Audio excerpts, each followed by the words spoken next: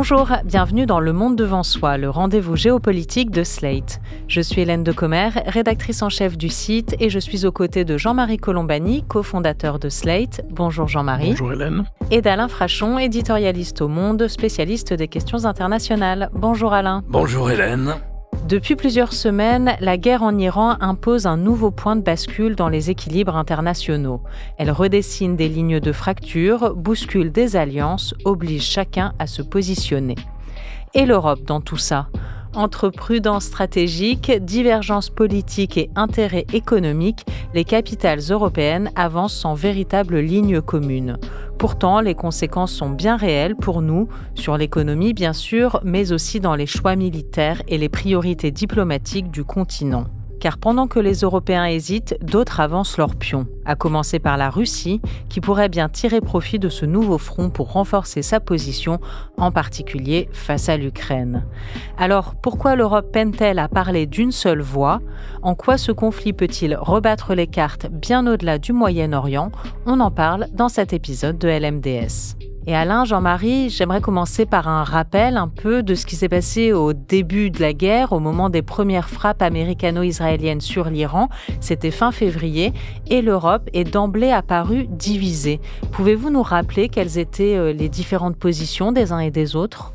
Oui, je crois qu'il y avait en fait deux positions, plutôt mal affichées, mal expliquées, mal exposées. Et on a eu le sentiment que précisément au moment même où l'Europe s'annonçait et se présentait comme ayant l'ambition d'être un acteur stratégique, au même titre que les autres grands blocs de puissance, eh bien, elle n'était pas capable d'être un acteur stratégique qui avait une position claire sur cette guerre que menaient Israël et les États-Unis contre l'Iran.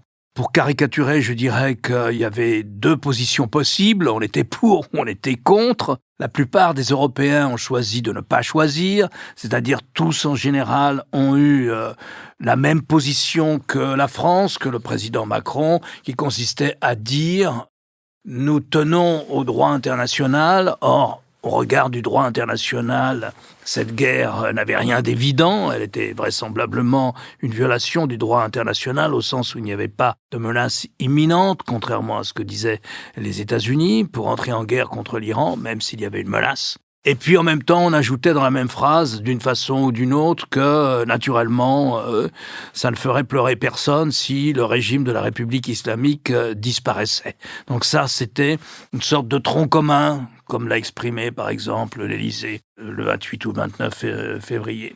Et puis il y avait une autre position qui était d'essayer de coller un peu plus sur le plan rhétorique aux États-Unis, c'est-à-dire c'était la position du chancelier Merz. Il se trouve qu'il était en visite officielle à Washington, qu'il était dans le bureau ovale de la Maison-Blanche, puisque maintenant chaque hôte des États-Unis a droit à cette session assez pénible du bureau ovale de la Maison-Blanche avec toute la presse, une partie du cabinet, et tout le monde attend le numéro, quelquefois le numéro de cirque que fait le président des États-Unis à cette occasion. Et là, le chancelier Merz non seulement a semblé, ce qu'on pouvait comprendre, plutôt soutenir la position américaine, mais lorsque le président Trump a attaqué à sa manière, c'est-à-dire extraordinairement brutale, a attaqué le Premier ministre, le chef du gouvernement espagnol, le socialiste Pedro Sánchez.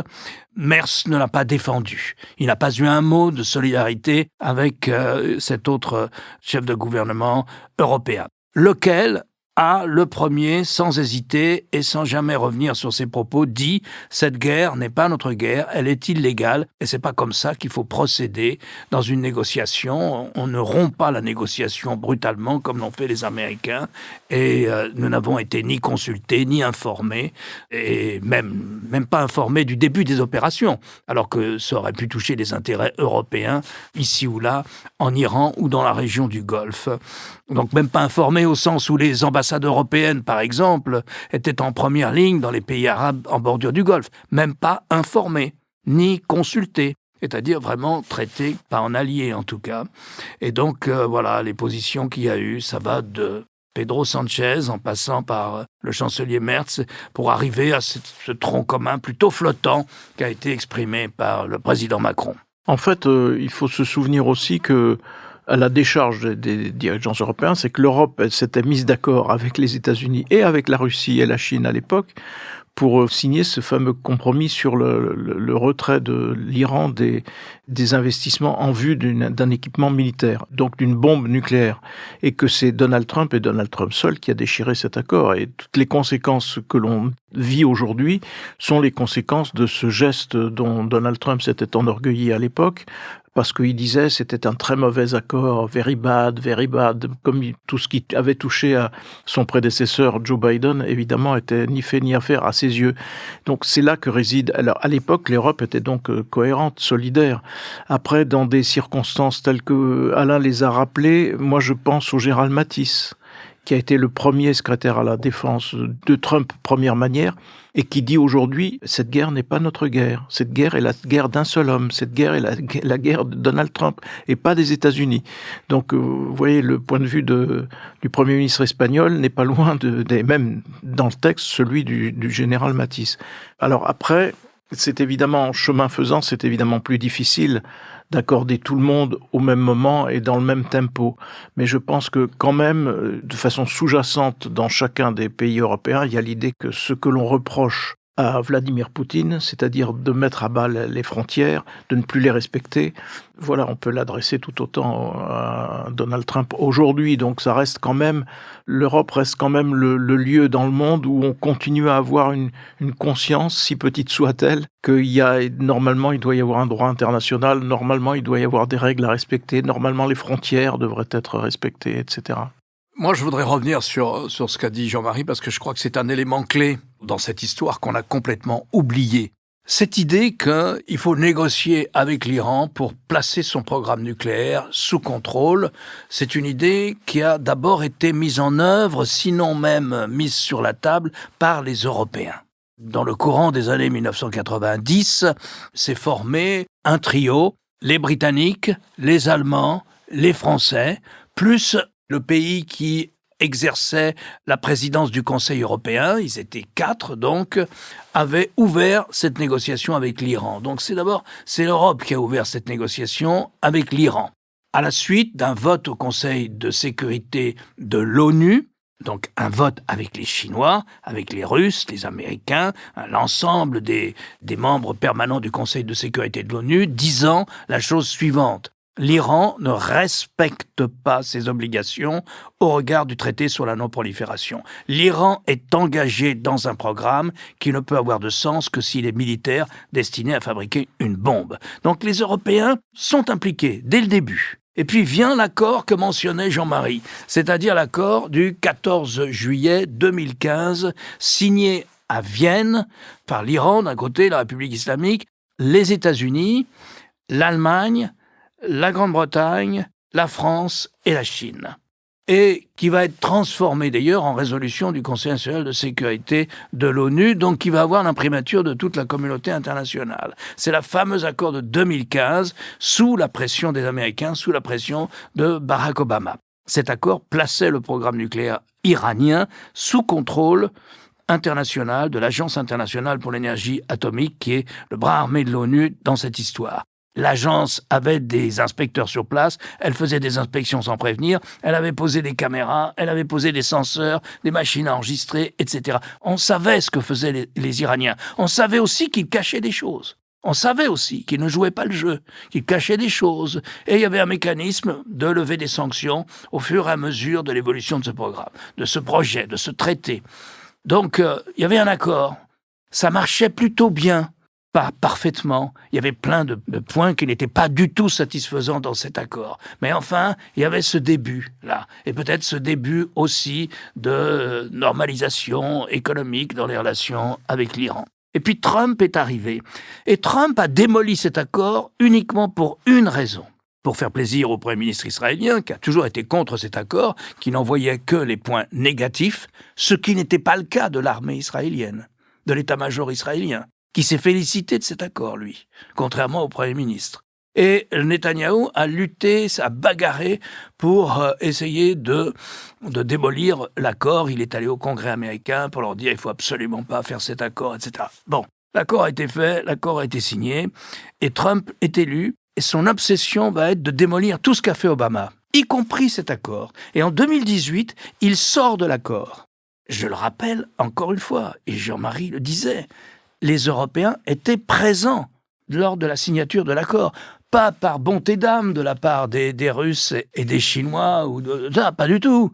Parce qu'il y a 2 puissances nucléaires en Europe, la Grande-Bretagne et la France, et parce qu'une arme nucléaire au Moyen-Orient, ça intéresse au premier chef, d'abord Israël, bien entendu, mais qui a aussi une arme nucléaire, de manière illégale, mais qui en a une, mais une deuxième puissance nucléaire au Proche-Orient, ça intéresse au premier chef, sur le plan stratégique, les Européens.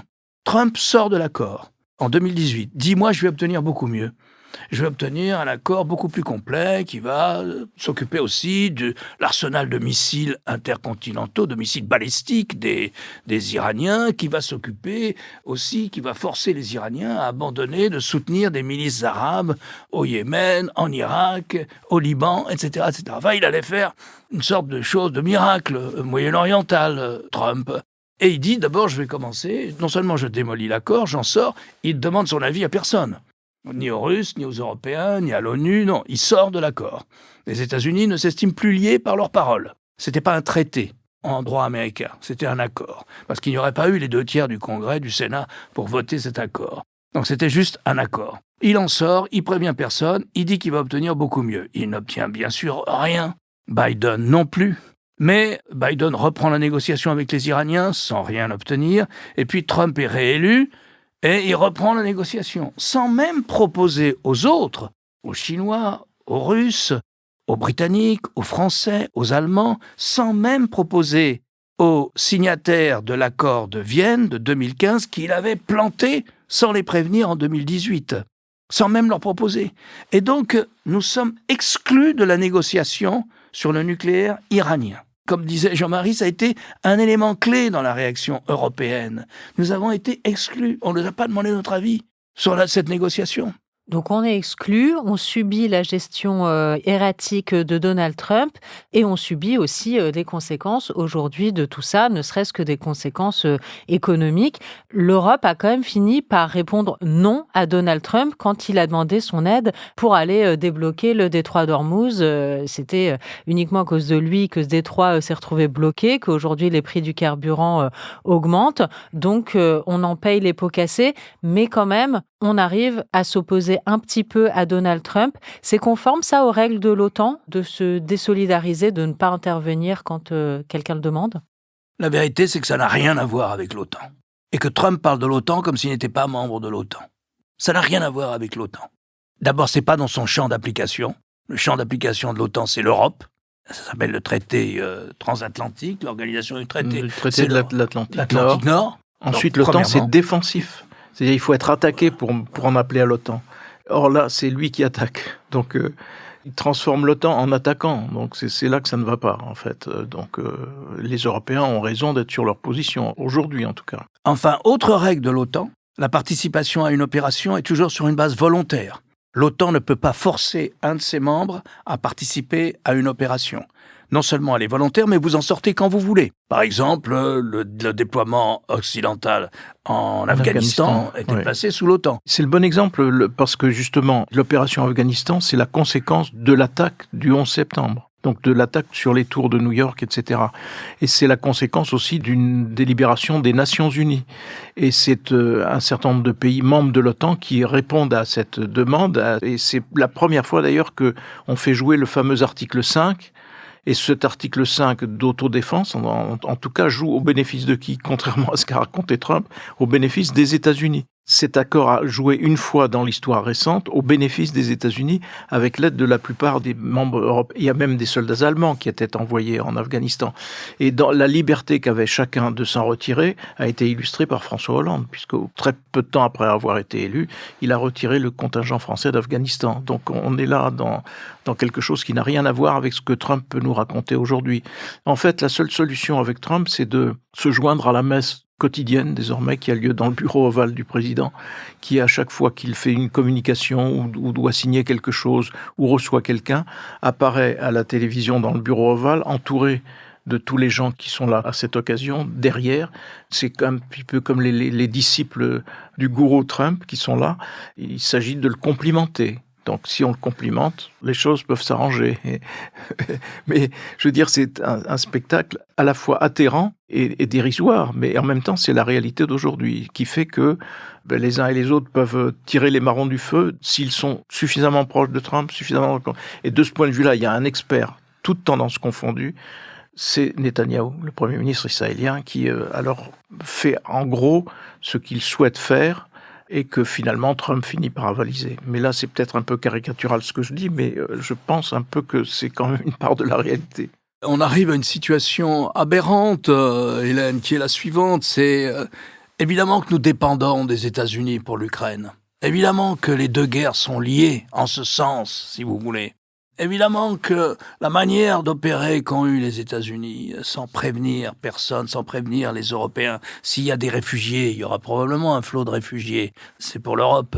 L'Europe, elle est comme tous les autres pays, y compris les États-Unis d'ailleurs. Elle va subir aussi les hausses de l'impact sur les prix du carburant. Alors certes, l'Europe, elle a un intérêt stratégique dans le désarmement nucléaire en cours, elle a un intérêt stratégique à la non-prolifération, c'est vrai, mais elle a d'autres intérêts qui fait que l'Europe aurait dû être consultée.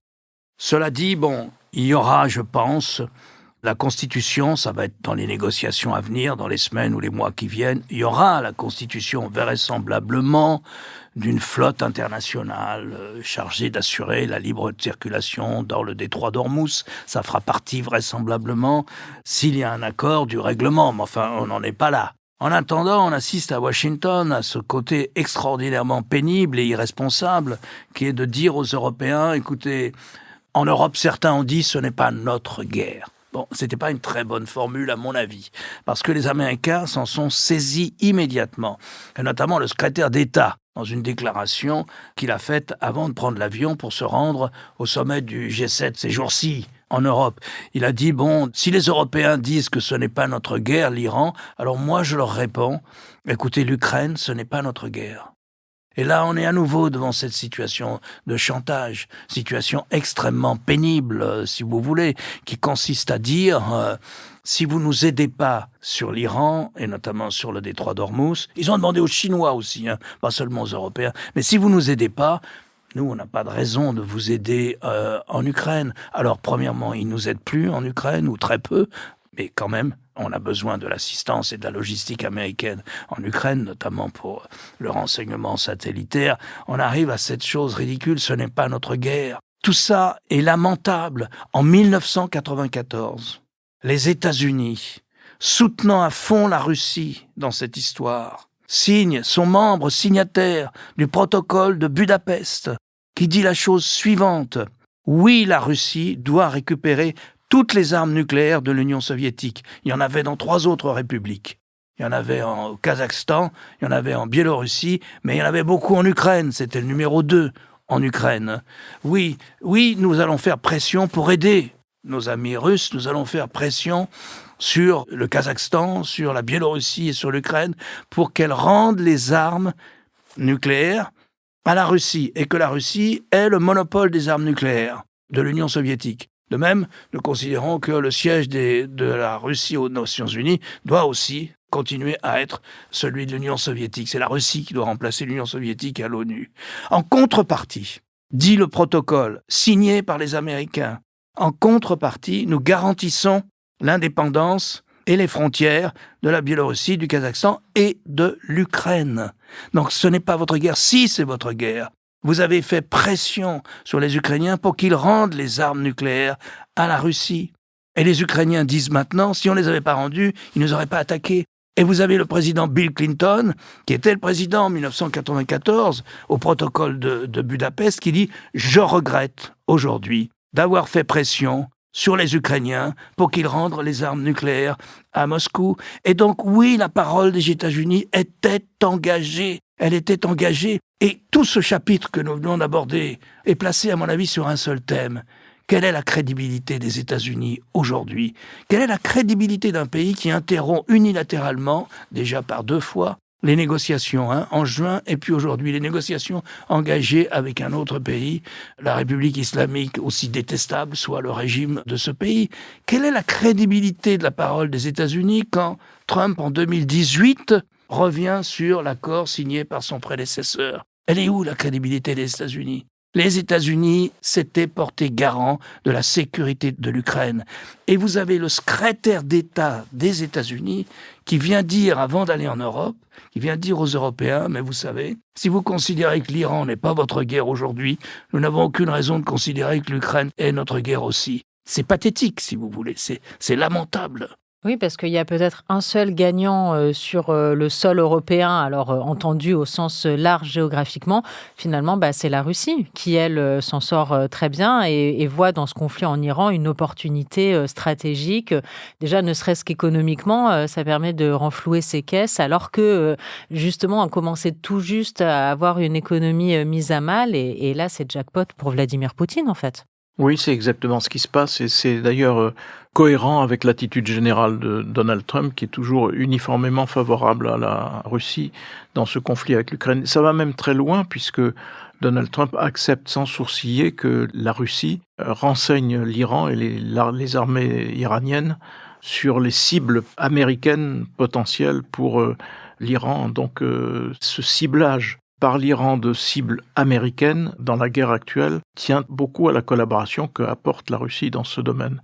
On ne peut pas aller plus loin, j'allais dire, dans la façon dont, objectivement, aujourd'hui, Donald Trump est l'homme de la Russie. Et donc, ça fait partie aussi des discussions, ça fait partie aussi du fait que, de facto, depuis la réélection de Donald Trump, l'aide américaine est pratiquement interrompue à l'Ukraine. Il n'y a plus que l'aide européenne, hormis, encore une fois, c'est vrai, les renseignements satellitaires qui sont évidemment indispensables, mais qui dépendent aussi là d'acteurs privés, comme le réseau Starlink qui est activé sous les ordres de son propriétaire, c'est-à-dire Elon Musk, qui a finalement décidé de continuer à aider l'Ukraine via Starlink, alors que Starlink cesse en même temps de renseigner la Russie.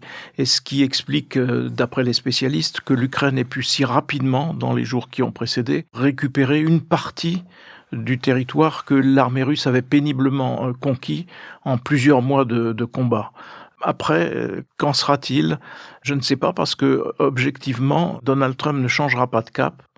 Malgré les voix dissonantes, malgré le fait qu'un certain nombre de leaders MAGA ont pris leur distance vis-à-vis de Donald Trump, malgré le fait que les élections s'annoncent mal pour Donald Trump et que, en termes de sondage d'opinion et de cote de popularité, il commence à être vraiment assez bas pour un président en exercice. Tout cela, pour le moment, ne change pas le point central de ce dispositif qui fait que Trump n'est plus un allié, et qu'il va être de plus en plus difficile de définir ce que peut être la relation de l'Europe avec les États-Unis, tout en sachant que nos destins sont inévitablement et immanquablement liés. On finira là-dessus. Merci beaucoup Jean-Marie Colombani. Merci Alain Frachon pour ce nouvel épisode du Monde devant Soi. Merci Hélène.